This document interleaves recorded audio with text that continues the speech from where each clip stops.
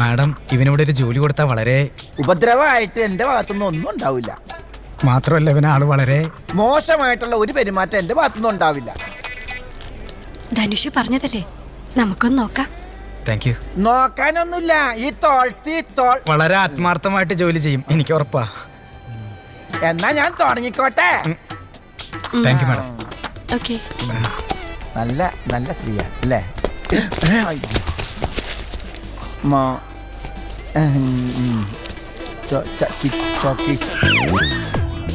എന്താണ്